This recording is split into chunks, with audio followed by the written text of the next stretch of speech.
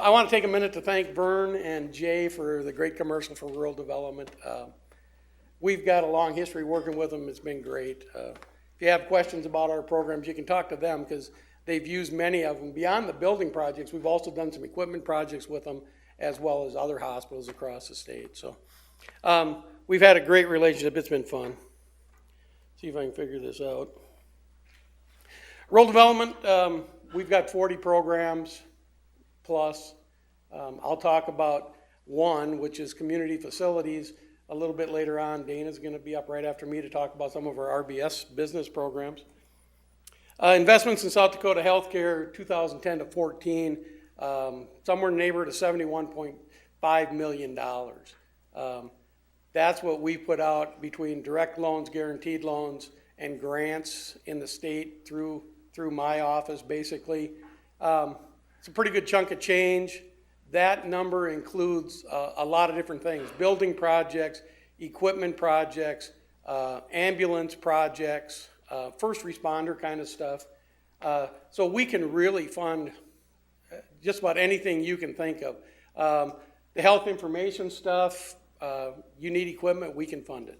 The good news is, for me, is mainly it's a loan program, unlike Corey, who's got grants, but the community facility side does have a grant program, but our funds are so limited in South Dakota, it doesn't go very far. And with our targeted areas, most of our funds go to tribal areas and the poverty areas in the state. So it's kind of tough to spread $150,000 out very far, but we do have an excellent loan program.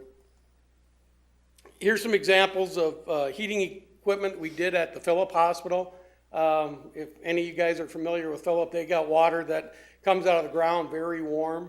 And this is just the transfer system really to take that basic free heat and circulate it through the hospital. We help fund the Wagner Hospital. Anybody from Wagner is familiar with the work we've done down there as well as other places. Bethany Lutheran Home over in Brandon. Assisted living facility, that's healthcare for us. That's just a beautiful facility over there. If you ever want to get over to Brandon and take a look at that, it's really neat. There's our website, different things that we can be used to finance, record keeping, data storage equipment we talked about, facility construction. Jay and Vern did a great job of talking about that. X-ray equipment, I think we funded your CAT scan, didn't we? So just about any equipment you need in a hospital or clinic type facility, upgrades to HVAC like we showed for Phillip. If you can't afford, don't need to, but need some upgrades, we can do it. We don't have to build a brand new hospital like we did for Faulkton. We can help you remodel and upgrade the one you have. We can also upgrade things, make loans for handicap accessibility. Basically, you deal with the federal government, you've got to meet all the federal accessibility standards. I'm sure you guys are aware of it, but like a lot of the old hospitals, they were never made for it. There's a lot of steps going up and down to get in. We can help you transform your existing building. And again, ambulances and ambulance equipment. If you need a new building in your community for an ambulance service, we can do it. I'm going to give a plug to my other program where we do water, wastewater, and storm sewer work. But if you go back to your community, and in your community, if you need a water system upgrade, sewer system upgrades, storm sewer work, we also fund that with a loan and grant program through rural development. And I know we've done some over in Faulkton for you guys too. So there's pictures of Douglas County Memorial Hospital. We helped them build a new building down there in Armour. I think with that Delmont tornado, they probably got used pretty well. More pictures for Douglas County. You can see the equipment, and we maybe financed that. It could have come through Linda with some Reed stuff or Dana with some of the business program stuff that we have. Dana, I think this is you. So are there any questions for me? I went through things pretty short and sweet. Like I said, the guys from Faulkton gave us a pretty good commercial. If you need to talk more, we'll be here later. I'll be around for a while, and we can talk interest rates, which change quarterly.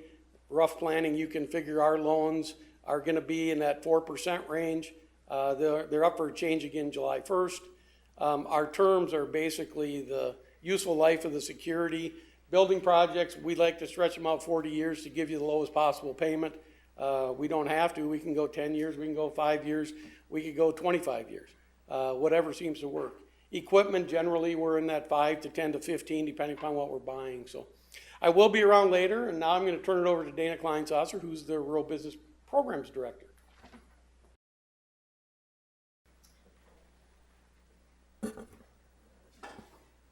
All right, thanks, Doug. As was mentioned earlier, I'm Dana, and I oversee the business and co-op programs for rural development here in South Dakota. So we have many financing options available for healthcare type of projects, as you can see already. And so I'm going to just expand on that a little bit and talk a little more specifically about them, and then mention a few of the projects that have been funded with our programs.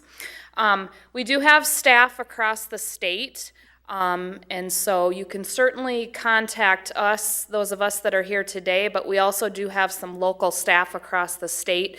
It provides a little more one-on-one, and they're right there in your communities, and they know what's going on too. So just wanted to mention that also, and some of you I know have worked with many of them already.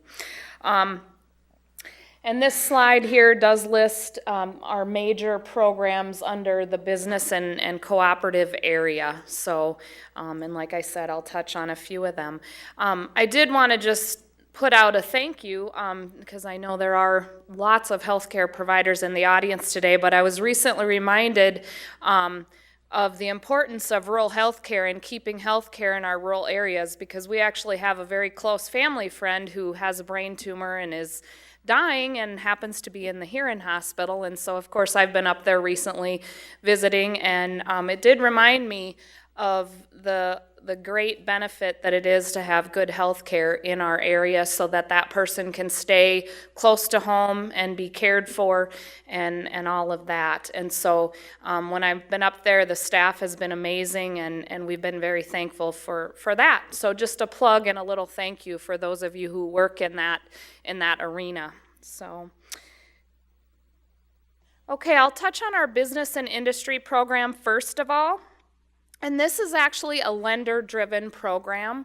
So a lender would make a loan, and then in turn, we as the government, rural development, would guarantee that loan up to a certain percentage. So a nonprofit, a for-profit, a cooperative, tribes, those would all be eligible borrowers. And so they could go to their local lender, and we can do projects such as expansion of business, equipment, working capital, the purchase of a business, those type of things. So that's what this particular program can be used for. And of course, it does look at creating and saving jobs. So that's always something that we do focus on, is keeping those jobs in the rural communities. For this program, $25 million is the maximum loan amount. And the guarantee percentage is on a scale based on the amount of the loan. So the guarantee percentage can go down if the loan is higher. Just an example, real estate, you can go up to 30 years. Equipment can be up to 15 years, and then working capital can be up to 7 years. And the rates and terms are set between the business and the lender. So again, it's a great program. There's a lot of dollars available nationwide. The applications are accepted year-round.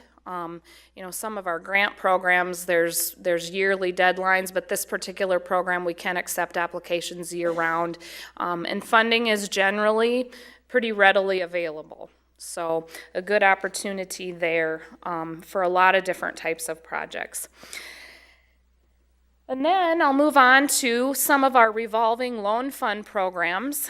And I guess the first thing I want to mention here, and just a shout out and a thank you to East River here and the Reed Fund, specifically Linda, and I know there's other folks in the audience from the organization right here where we're at. We couldn't ask for a better partner. They're not only a partner, they're a promoter of our programs, they use our programs, and we would not be where we're at in South Dakota without them. So thank you for that. And I guess to the healthcare world, I encourage you to tap into that because there's a lot of opportunities just right here at East River and Reed, but also through our other economic development groups across the state. Lots of revolving loan fund dollars out there. The first one I'll mention is the Rural Economic Development Loan and Grant Program, and that's specifically, it can be a loan or a grant that we make to a co-op, and then they in turn can loan it out to hospital type, healthcare type projects. Great little program, and I'll show a few pictures of several projects that we've done over the years. We can't quite cover all of them because there's quite a few, but I will show a few here in just a second. And we call it the Red Leg program, so you'll have to bear with me on our little acronyms for our programs, but this is the Red Leg program, and $1 million is the maximum loan amount, and then $300,000 is the maximum grant amount for that program. So $1.3 million can go into a project. Many times we see this as just a piece of the funding package, because I know when you're dealing with some of these larger hospital projects, you guys at Falkton can attest to that, you know, the dollars get pretty high, and so sometimes this is just a piece to the puzzle. And then the other thing I should mention there is it can be up to 10 years and 0% interest. So you can't really beat that. That's just a huge opportunity there. And then the Intermediary Relending Program is also a revolving loan fund program. And I should explain revolving loan fund a little bit better, but what happens is we loan or grant the money to an intermediary organization, and then they have it available and loan it out to specific projects in their communities that create and save jobs. And then once that money gets paid back, it goes into a fund and it revolves. So it's used again and again for future projects, and it remains a part of that fund. So it's used in those same service areas and those same communities. And then the intermediary relending program is the same way. And again, you know, many opportunities there in the healthcare world. And Reed and East River, big use of that program, along with many other economic development groups across the state. The state of South Dakota, they're very involved in our relending programs also, so lots of opportunity there.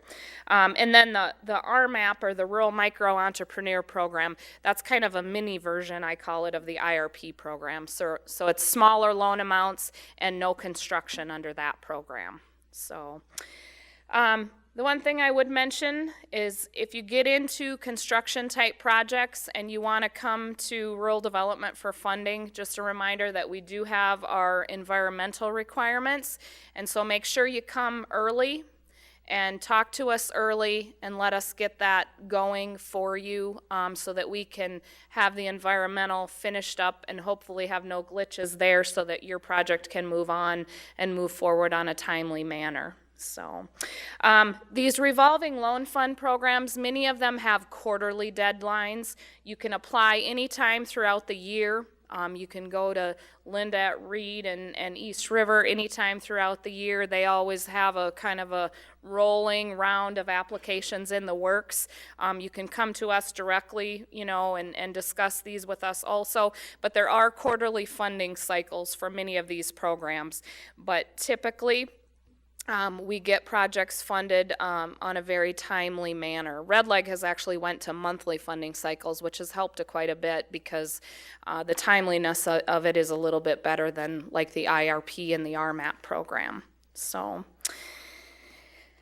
okay, and here is just a picture, yeah, Linda, if you want to come up and join me, I know you have things that you'll want to add to these projects. These are all projects that East River and Reed has been involved with, so Linda and I will kind of work together on this. Yeah, yep. So Kingsbury Electric, again, this was under the Red Leg program, Red I Leg believe. And Reed. Okay, yep, you want to tell us a little bit more on the details? Horizon Healthcare is here. They could probably tell the story better than we can, but we worked with Horizon Healthcare to help them with financing the construction of the new medical and dental clinic in DeSmet about 2 years ago almost, right about now.